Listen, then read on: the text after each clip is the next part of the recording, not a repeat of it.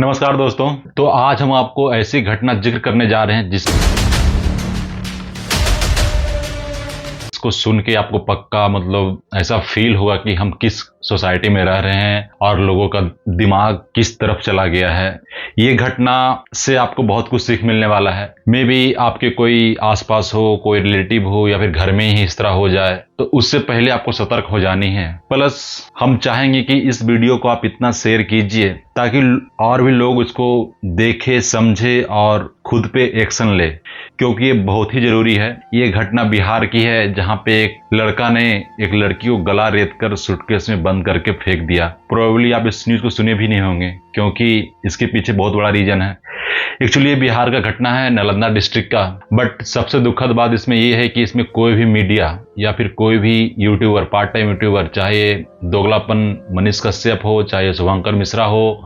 शुभंकर मिश्रा जो खुद को बहुत बड़ा यूट्यूबर बताते हैं और पीएल का आंखों देखा हाल तुरंत एक शो बना देते हैं, लेकिन बिहार में इतनी बड़ी घटना हो गया, किसी की नजर भी नहीं गया। कोई भी यूट्यूबर किसी का नजर नहीं गया, चाहे जितने भी नेशनल मीडिया हो, चाहे आज तक है, रिपब्लिक भारत, चाहे जितना भी नेशनल मीडिया हो, किसी का भी एक वीडियो या फिर किसी का एक डिबेट इस पर्टिकुलर टॉपिक पे आपको नहीं दिखेगा। क्योंकि अगर आप गरीब हैं और ऊपर से बिहार के हैं तो आपको इग्नोर ही मिलेगा। इतनी बड़ी घटना हो गया, अभी तक कोई एक भी न्यूज चैनल वाला इसको कवर नहीं किया। कितना बुरा लगता है सोच के। बेसिकली आपके घर में या फिर आपके रिलेटिव में या फिर आपके पड़ोसी में इस तरह की घटनाएं हो जाएं और आपको कोई कवर नहीं करे, आपको कोई फुटेज नहीं दे, तो इंसाफ कैसे मिलेगा।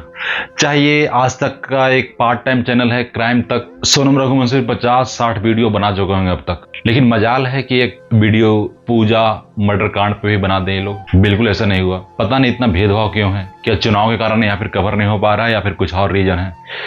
चलिए इस कहानी को शुरू करते हैं।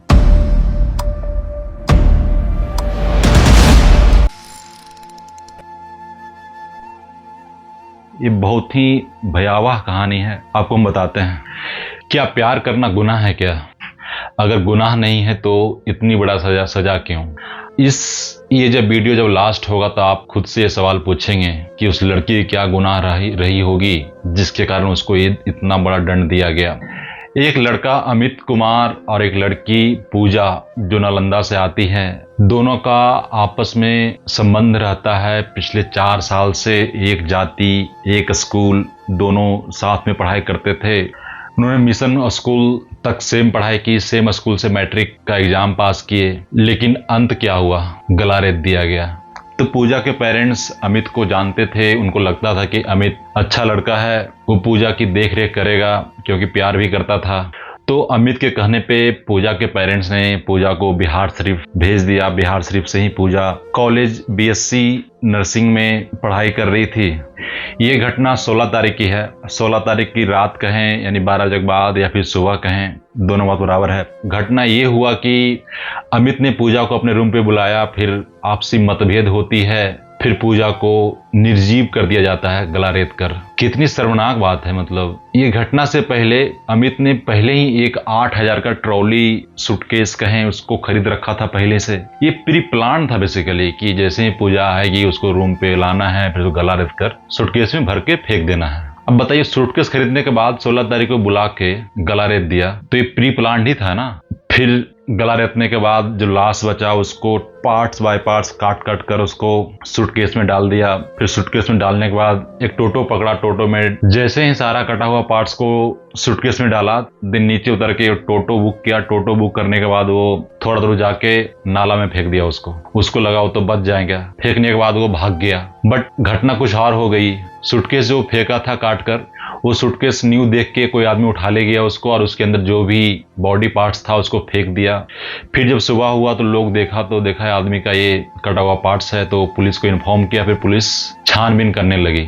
बट पूजा जब घर से निकली थी तो वो माता पिता को बोल के गई थी कि जो एग्जाम आने वाला है उसका यूनिफॉर्म लाने जाना है, ये बोल के मंगलवार को घर से निकली थी। फिर आगे उनसे बातचीत नहीं हो पाया तो बुधवार को पुलिस में जाकर कंप्लेन कराते हैं और ये भी बताते हैं कि पूजा का आखिरी बातचीत अमित से हुआ है। तो पुलिस इस क्लू को लेके आगे खोज पड़ताल करता है। तो जब अमित पकड़ा जाता है तो अमित से पूछताछ किया जाता है। शुरू में एज यूजुअल ना ही लोग बोलते हैं, फिर उसको स्ट्रिक्टली पूछा गया तो बताया कि हाँ हम ही मर्डर किए हैं।